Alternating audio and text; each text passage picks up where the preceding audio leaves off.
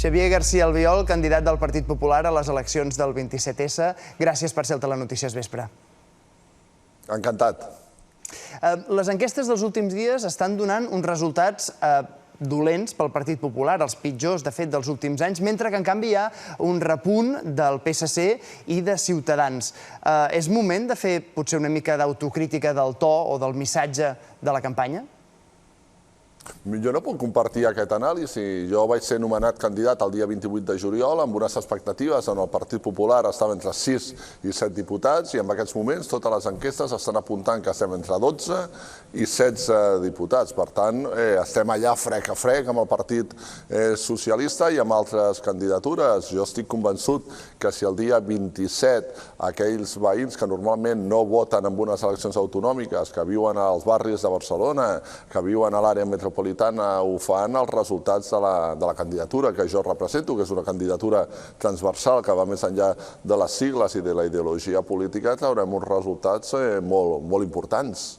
Però Alícia Sánchez Camacho fa 2 anys va treure millors resultats que els que pronostiquen les enquestes per vostès. En qualsevol cas, això els situen en la possibilitat d'haver de fer vostès president o presidenta a Miquel Iceta o a Inés Arrimadas si efectivament no hi ha una majoria independentista.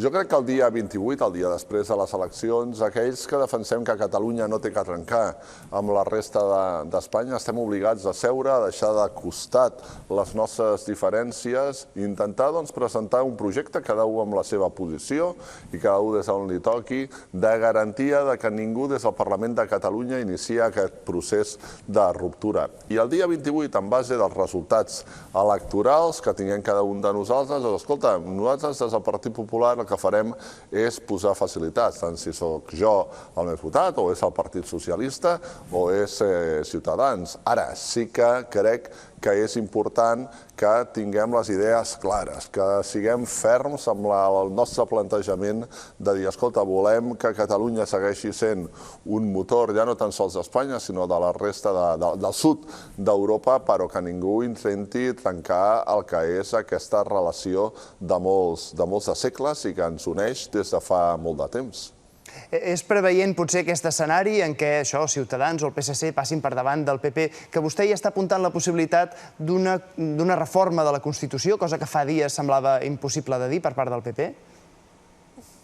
Miri, aquí hi ha diferents qüestions. Jo des del primer dia he apuntat que una reforma de la Constitució no em fa por, ni molt menys, però sí que crec que aquesta reforma es té que plantejar amb un clima de serenor, amb un clima de lleialtat institucional. El que no podem fer és seure a la taula i intentar trencar, obrir el meló i intentar trencar-lo. Això és el que no podem fer. Hem d'actuar de forma responsable i fer uns plantejaments de dir, escolta, si és necessari, anem a reformar el que calgui per actualitzar el país des d'un punt de vista territorial, econòmic, social, cultural. Jo no tinc cap tipus de problema, però amb lleialtat. I després també li tinc que dir que, miri, aquestes són unes eleccions on previsiblement hi haurà sorpreses. Recordo que les anteriors autonòmiques de l'any 2012, totes les enquestes deien que Convergència i Unió trauria majoria i va acabar perdent 15 diputats.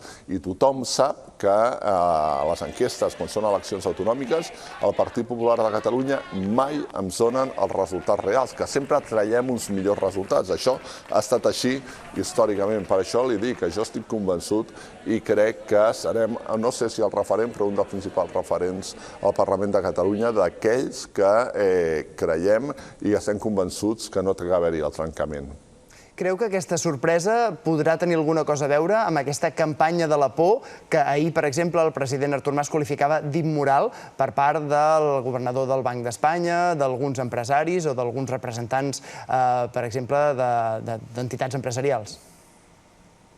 Miri, jo no crec que sigui una campanya de la por, ben al contrari, a mi sí que em fa por i ho reconec, les conseqüències que poden significar un procés de ruptura com el que s'està plantejant, conseqüències econòmiques, conseqüències socials. Ahir a mi em sorprèn que Artur Mas, el president de la Generalitat, l'encara president de la Generalitat, digui que és una campanya, no sé quin nom va utilitzar, mesquina o no sé què, Immoral, dir que pot haver-hi un corralito immoral, que el governador d'Espanya digui que pot haver-hi un corralito a Catalunya en cas d'independència, quan és la pròpia Generalitat de Catalunya amb un document de l'any 2013, la pròpia Generalitat de Catalunya amb un document de l'any 2013 que assenyala literalment el risc que en cas d'independència pugui haver-hi un corralito per Catalunya. I jo, amb sinceritat, més enllà i respectant el que pugui pensar cada un, crec que per una aventura romàntica, per un sentiment romàntic, veure'ns com ens han vist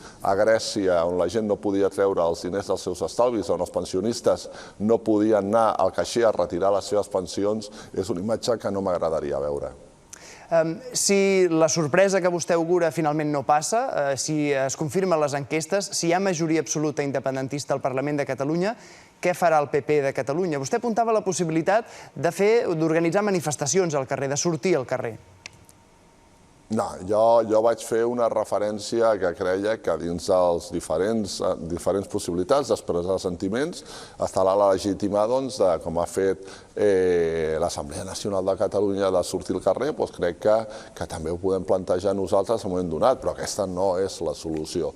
La solució és des del Parlament de Catalunya defensar, com jo li deia fa un moment, intentar que aquells que creiem que Catalunya no s'ha de trencar de la resta d'Espanya, arribar a un mínim en comú per iniciar la nostra activitat, per realitzar la nostra activitat parlamentària amb la voluntat d'evitar la fractura, d'evitar el trencament, perquè creiem que això és greument perjudicial per als homes i per les dones d'aquí, de casa nostra. Això significa, i vostè ho apuntava, que molts empresaris s'estan pronunciant de dir, cuidado, que si aquí anem cap a aquesta situació, jo agafo la meva empresa i me l'emporto. I clar, quan tenim, per exemple, un laboratori farmacèutic que està donant feina a 2.000 persones, que no és poca broma, 2.000 persones, i diu, cuidado, que si això va amb aquesta direcció, jo agafo i marxo, doncs home, jo crec que té unes conseqüències. I estic segur que ningú el que pretén és crear ni por ni alarmisme, però sí avisar del que podria passar en cas d'una decisió altament perillosa, com seria iniciar un procés de declaració unilateral d'independència. Vostè denuncia el perill de fractura de la societat catalana per la qüestió independentista, però en canvi fins ara no li ha fet mai por un altre risc de fractura. Vostè ha parlat d'immigració, segurament dels polítics catalans és el que n'ha parlat de forma més clara. El seu eslògan netejar Badalona va ser famós. La pregunta ara és, el seu objectiu ara és netejar Catalunya? Miri, quan jo parlo de netejar Badalona, jo m'estava referint de delinqüència, d'incivisme i d'espais degradats. I jo em pregunto si hi ha algú que no comparteixi aquest punt de vista. Prova que els ciutadans de Badalona, els veïns de Badalona, van compartir aquesta filosofia és que no tan sols ja no vaig mantenir els resultats del 2011, sinó que vaig augmentar 4.000 vots i vaig treure un 34,5% del vot. Aleshores, escolti'm, jo en plantejaments de determinats problemes que genera determinat tipus d'immigració, tinc les idees que tinc, les tinc molt clares, es poden compartir o no, però jo vull que les persones que vinguin a Catalunya s'adaptin, visquin amb normalitat i no hi ha cap tipus de problema, però amb la mateixa sinceritat li dic que aquells que venen a crear problemes, aquells que venen a aprofitar-se del nostre sistema, aquests jo crec que se'ls té que apartar i no es té que comptar amb ells. I en l'àmbit català, doncs escolti'm, la prioritat en aquests moments és que, per mi, i tot és opinable, però que aquelles 500.000 persones que en aquests moments a Catalunya no tenen feina la puguin trobar, que aquelles persones que no poden accedir als ajuts de la dependència la puguin tenir per sobre de debats ideològics. Xavier García Albiol, candidat del Partit Popular al 27S, gràcies per ser al Telenotícies Vespre. Gràcies a vostès.